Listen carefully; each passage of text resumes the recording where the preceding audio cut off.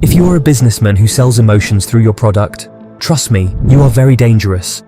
It's not an easy task to stop you. Facebook creates relationships within society. It's a nuanced emotion. TikTok eliminates your boredom. It's a captivating emotion. Instagram, showcasing your lifestyle, evokes a unique emotion. LinkedIn serves as a platform to display your status. It's a subtle emotion. Benz, Audi, BMW showcase your prestige. They evoke a sense of refined emotion. Tinder taps into loneliness. It's a powerful emotion. Tinder, #1 in the online dating market. One of the most profitable applications that took online dating to the next level. Almost everyone in the world knows about this application. From a business standpoint, Tinder's founder encourages users to sign in, use the app to find a suitable partner, go on dates, get married, and eventually move on from the platform. From the perspective of an app owner, the primary goal is customer acquisition and retention. Sustaining the app depends on cultivating a user base with substantial retention, ensuring people return consistently for a prolonged period. But Tinder is encouraging users to leave the app after they find a match. Consequently, the user count will go down. Despite this, how does the app remain highly profitable? How do they earn so much? 1. The concept. The founder of Tinder, while studying in business school, had a realization. Now studying is enough, we will start our own business. He gathered with one of his friends in college and had an idea to create an app for a concept. They conceptualized an app inspired by the earlier flirting app Hot or Not, which was popular in the early days of Facebook. Taking this concept, they developed a prototype within 3 weeks. They launched their app in 2012, but not under the name Tinder, but as Matchbox. Actually, Matchbox became Tinder later. Now let's delve into the basic concept of how this app operates. To get started, you must create an account and log into the application. The app features an addictive swiping mechanism. You can continuously swipe left until you find the perfect partner. And interestingly, you can engage in this activity all day long. It requires minimal effort, yet your mind stays engaged, providing you with a multitude of options. This swiping feature is incredibly addictive. It allows you to relax while actively participating in the search for your ideal match. That's why Tinder shattered records in 2014. They had over 1 billion swipes per day. Just imagine the magnitude of that number. On average, a person using Tinder spends around 1.5 hours inside the application. 2. The first few users. Okay, now how did they attract their very first users to the application? To acquire their initial users, Tinder reached out to their target audience where they were offline. They identified the offline locations where their first target users were commonly found. Level 1. Universities. Tinder initially targeted university students as its primary market. Their approach involved physically visiting universities and presenting their app with a compelling pitch. See, this is our app. We have these features. In fact, all the girls and boys from this university have registered here. You can check whether they are taken or not. The response was immediate curiosity and engagement, with potential users exclaiming, "Really, is she or he in this app? Wait, I will check." This approach sparked excitement within the university campuses, leading to a surge in application sign-ups. This marked the beginning of their first level of growth. Level 2. Physical parties. Tinder organized parties, gatherings, dance events, and more. You could join these events, but to participate, you needed to have Tinder downloaded on your phone. Was that a big task for the vibrant youngsters?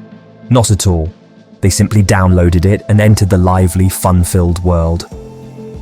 Level 3. Expanded to other cities. Initially, they focused on dominating the university market, maximizing their reach within this niche before venturing into other markets. Only after achieving a stronghold in their initial market, they began expanding, gradually moving into the next cities. If you're running an app-based business, you can identify your success through a few major keys. Downloads. Measure how many people are downloading your application. Logins per day. Track how many people are logging into your app in a day. Average time spent. Evaluate how much time your users are spending inside your application. These are some major points to track your app's performance.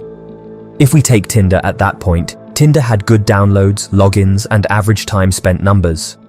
However, to ensure the longevity of the application in the industry, it needed to become profitable. So what did they do to achieve profitability? 3. Pricing strategy. At this stage, they stepped into the process of making money.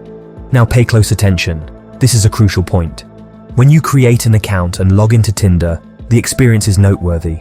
Upon your first login, they deliver a small but delightful dopamine hit. Your profile receives a boost, showcasing you to a wider audience, and you receive the best suggestions available. The feeling that washes over you is one of amazement. Wow, there are so many people here. Plenty of interesting individuals, both girls and boys. It truly creates a beautiful world within this online environment. The company allows you to enjoy that initial dopamine hit. However, as time passes, you may begin to feel a lack of the exciting suggestions that hyped you up in the beginning. Where are those plentiful suggestions I enjoyed in my early days? You find yourself yearning for that initial surge of excitement once again. If you want that hype again, then you have to pay for it. We only gave one dopamine hit. If you need it continuously, then pay for it and get it. Level 1. Tinder Plus. In 2015, they introduced the Tinder Plus subscription model. If you are below 28 years old, you have to pay $9.99. If you are 28 or older, the subscription cost is $19.99. Under this model, subscribers gain access to some exciting features. Number 1. Location. The first one is location-based suggestions. If you move to another country or location, you will receive suggestions based on your current location. Number 2. Rewind.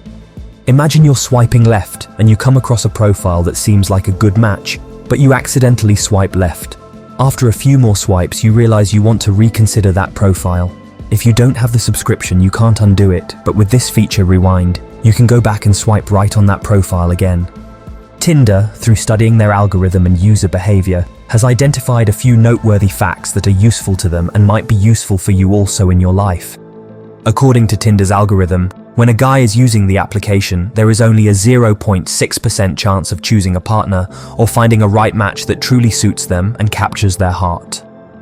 Boys tend not to find satisfaction as easily. On the other hand, for girls, finding a match requires fewer swipes. Within just a few swipes, they often find their match. This difference in experience can lead to frustration for boys who may not easily find the match they desire. As a result, there is a higher likelihood of boys considering the subscription plan to enhance their chances. Level 2. Tinder Gold. Their second pricing strategy. Following Tinder Plus, they introduced Tinder Gold. Now let's explore the features that Tinder Gold offers. For those under 30, the subscription costs $14.88, while those above 30 pay $29.99. Now, what are the advantages you can get by subscribing to Tinder Gold? Number 1. While you're swiping, there are profiles that almost went to a right swipe, but you didn't quite swipe right. It's like you almost liked it, but didn't commit with a right swipe. With Tinder Gold, you can view these profiles. Number 2. Once a month, you get a boost. This means once a month, you cut the line and appear first in the queue. But that's not all. We have some more subscription models. Level 3. Tinder Platinum. For this, if you're below 30 years old, you have to pay $19.99. If you are above 30, then you have to pay $39.99. Now, what features will you get from this? You can chat with the person you want before connecting with them. But the subscription plans are not over yet. In fact, Tinder is playing a game with human emotion, loneliness. People are willing to pay whatever it takes to escape loneliness. Spending to avoid loneliness is something people never regret. Moreover, Tinder has recognized that individuals who perceive themselves as unattractive are fully prepared to spend whatever it takes to enhance their standing. That's why Tinder has some more micro-monetizing pricing options. Level 4. Micro-monetization. In addition to the subscription model we just discussed, Tinder offers additional pricing models for micro-monetization. For instance, if boosting your profile once a month is not sufficient and you wish to boost it more often, there are various pricing models available for profile boosting. Moreover, if you desire features like additional likes or the ability to see who has liked your profile, there are separate pricing models for those options as well. Tinder provides pricing models for these micro-monetization features, allowing users to choose the specific micro options they want. Tinder stands out as a somewhat unique app compared to others. It caters to diverse environments, different needs, and innovative ideas. However, valuable lessons can be drawn from this app. If you are in the process of building an app, there are insightful lessons to consider. What are they? From a business perspective, you can also learn a lot. Totally, what can you learn from Tinder? 4 lessons. Number 1. Don't just sell a product, sell an emotion. Identify how you can connect with your consumers emotionally. What emotion does your app align with? If you look at Tinder, they aren't merely selling an application. Instead, they offer a solution for loneliness. They sell to loneliness. Similarly, when you examine big businesses and brands, you realize they aren't just selling a product or brand, they are selling emotions. If you delve deeper, you can also identify that emotion. Number 2. First few customers. Tinder approached their online customers in their offline space. They went physically and reached out to them. They didn't sit in an air-conditioned room saying, "We are founders, why should we go out?" Instead, they went out and worked in the field. Number 3. Test in a selected segment. Before launching your product on a larger scale, it's crucial to conduct initial tests within a specific segment. In Tinder's case, right after developing their app, they didn't immediately introduce it on a global or nationwide scale. Instead, they strategically began by targeting specific segments. Their initial focus was on universities. The advantage of this approach lies in the ability to address any faults, problems, or necessary updates or modifications with ease. In a limited user base, adjustments can be swiftly implemented, allowing ample time to correct mistakes and optimize the app. This strategic progression, starting narrow and expanding gradually, is a common and effective pattern in successful business strategies. Number 4. Monetization.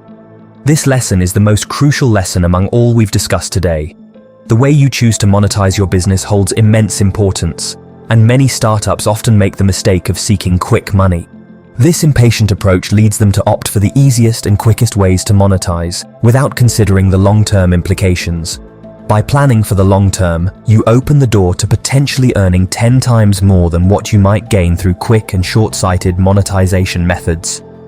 And Tinder could have taken a straightforward approach by saying, if you want to use the app, pay $5 per month, or we'll monetize only through advertisements. However, they chose to implement a tiered subscription plan, introducing levels gradually. Why did they adopt this strategy? Because they identified their customers' varied needs and provided solutions step by step. Instead of offering a one-size-fits-all solution, they comprehended their market, recognizing that different users have different preferences and needs. This level-by-level approach allowed them to tailor solutions to specific user segments, enhancing user satisfaction and maximizing monetization potential. If you find what I am saying acceptable and useful, please comment "Yes, true" below in the comment box. Actually, Tinder is a different app and a different selling environment compared to our previously explored case studies. No matter the differences, if you are focusing on an application-based business, the lessons remain the same for everyone.